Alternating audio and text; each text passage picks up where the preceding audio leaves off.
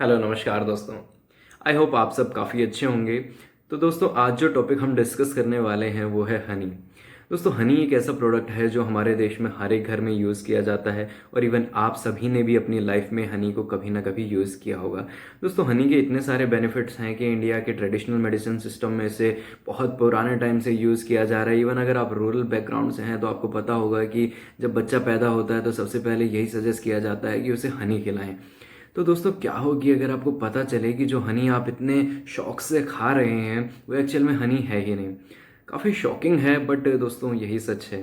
अभी कुछ दिन पहले ही centre for science and environment ने इंडियन मार्केट से बहुत सारे हनी की ब्रांड्स के सैंपल लिए और उन्हें जर्मनी भेजा एनएमआर टेस्टिंग के लिए।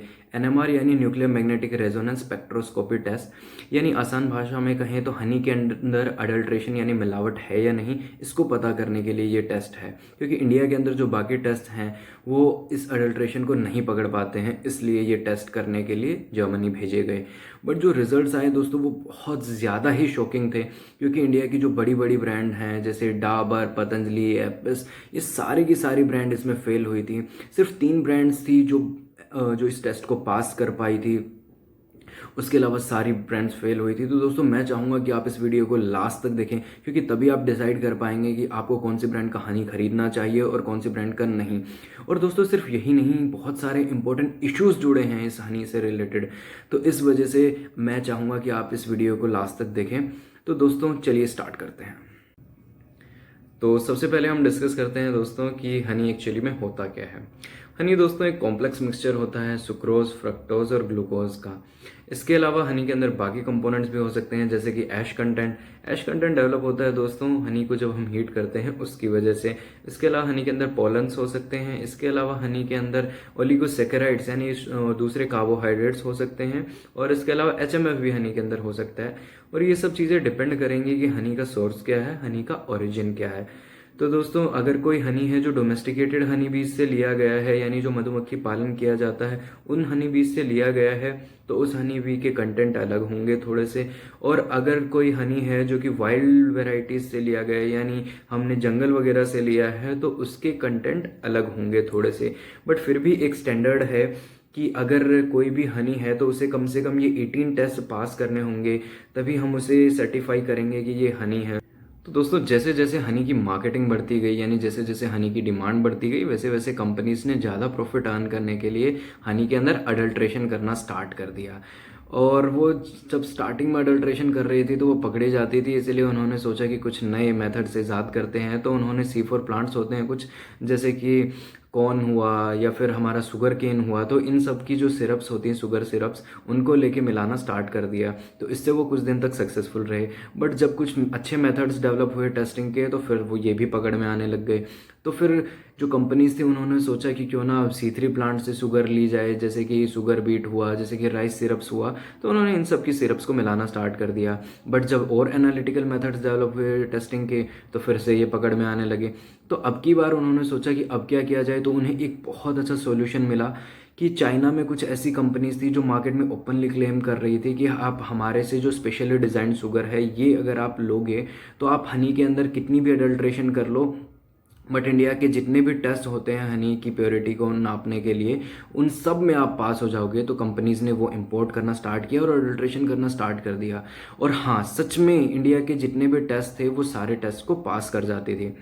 बट इसके अलावा कुछ और टेस्ट होते हैं जैसे कि nuclear magnetic resonance spectroscopy test, जिसे हम एनएमआर टेस्ट कहते हैं। तो एनएमआर टेस्ट इस स्पेशली डिजाइन शुगर को भी पकड़ सकता है। बट प्रॉब्लम ये है कि इंडिया के अंदर एनएमआर टेस्ट होता नहीं है, और वो इसलिए कि एनएमआर टेस्ट बहुत महंगा होता है।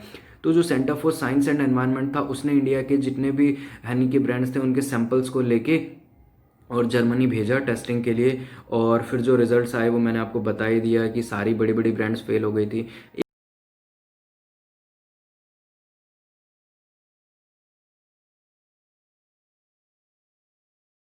तो जब इंडिया में अवेलेबल सभी ब्रांड्स के लिए जब एनएमआर टेस्ट किया गया, तो पता चला कि इंडिया की जितनी भी बड़ी ब्रांड्स हैं उनमें से मोस्टली जो हैं वो एनएमआर टेस्ट में फेल हो रही हैं। तो आप स्लाइड में देख सकते हैं कि कौन कौन सी 3 ब्रांड्स थी जिन्होंने एनएमआर टेस्ट को पास किया था, जबकि जो बड़ी बड़ी ब्रांड्स थी जैसे कि पतंजलि है, जैसे कि डाबर है, जंडू है, ये सब अपने टेस्ट में फेल हो गई थी।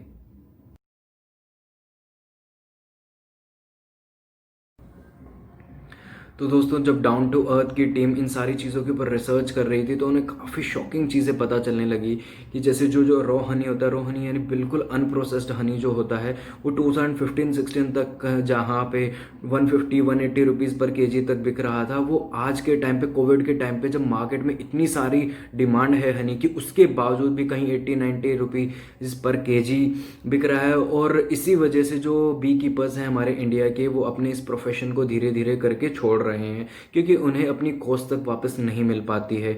तो जब जानने की कोशिश की गई कि ऐसा क्यों हो रहा है, तो पता चला कि इंडिया के अंदर जो बड़ी बड़ी हनी की ब्रांड्स हैं वो इतना ज़्यादा अडल्ट्रेशन कर रही हैं कि रॉ हनी की डिमांड धीरे धीरे कम होती जा रही है और उसकी वजह से रॉ हनी।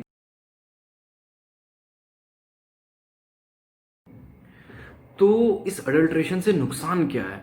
तो दोस्तों जो सबसे बड़ी बड़ी तीन चीज़ें मुझे समझ में आ रही हैं वो ये हैं कि सबसे पहले तो इससे हमारे जो बी कीपर्स हैं इंडिया के, उनका धंधा चौपट हो रहा है। और जो दूसरी चीज़ है वो ये है कि इंडिया का इंपोर्ट बिल बढ़ेगा अगर हम ज़्यादा से ज़्यादा शुगर्स इंपोर्ट करेंगे तो। और जो तीसरी बड़ी चीज़ है वो ये है कि आपकी हेल्थ के ऊपर इसका नेगेटिव इम्पैक्ट पड़ सकता है। तो दोस्तों ये जो तीन बड़ी चीज़ें थी, इनकी वजह से हमें जब भी हम हनी खरीदने जाएं मार्केट में तो ध्यान रखना चाहिए कि हमें कौन सी ब्रांड का हनी खरीदना है और कौन सी का नहीं। दोस्तों हमें एक सतर्क कंज्यूमर बनना चाहिए और हमें सोचना चाहिए कि कैसे हम अपने देश की प्रगति में अपना हाथ बटा सकते हैं। दोस्तों यहाँ पे मैं आपको एक चीज़ बहुत अच्छे से क्लियर कर देना चाहूँगा कि जब मैं आपको हनी के कॉन्स्टिट्यूएंट्स बता रहा था तो मैंने आपको बताया था कि हनी के अंदर डिफरेंट शुगर्स होती हैं, जैसे कि ग्लूकोज, फ्रक्टोज या फिर सुक्रोज। तो दोस्तों ये जो तीनों ही शुगर्स होती हैं ये ब्लड ग्लूकोज लेवल को कहीं ना कहीं राइज करती हैं। तो इसीलिए अगर कोई डायबिटीज़ का पेशेंट है तो उन्हें हनी को अवॉइड करना चाहिए क्योंकि ये उसी तरह से ब्लड ग्लूकोज लेवल को राइज करती हैं जैसे कि एक नॉर्मल शुगर करती है। बट इसके अलावा अगर हम नॉर्मल इंसान के लिए बात करें तो हनी बहुत ज़्यादा बेनिफिशियल चीज़ है क्योंकि हनी के अंदर बहुत सारे मिनरल्स होते हैं, बहुत सारे एंटीऑक्सीडेंट्स होते हैं। इसी वजह से ट्रेडिशनल इंडियन मेडिसिन सिस्टम में हनी को यूज़ किया जाता था। तो दोस्तों ये सारी चीज़ें हैं जो हनी को हमारी डाइट का एक बहुत इंपॉर्टेंट कॉन्स्टिट्यूएंट बनाती हैं। दोस्तों अगर आपको ये वीडियो पसंद आई हो तो प्लीज़ इसे लाइक कर दीजिए और अगर आप चाहते हैं कि ऐसी इन्फॉर्मेटिव वीडियोस आपके पास और भी पहुंचती रहें तो प्लीज़ इस चैनल को सब्सक्राइब कर लीजिए। जय हिंद, जय भारत।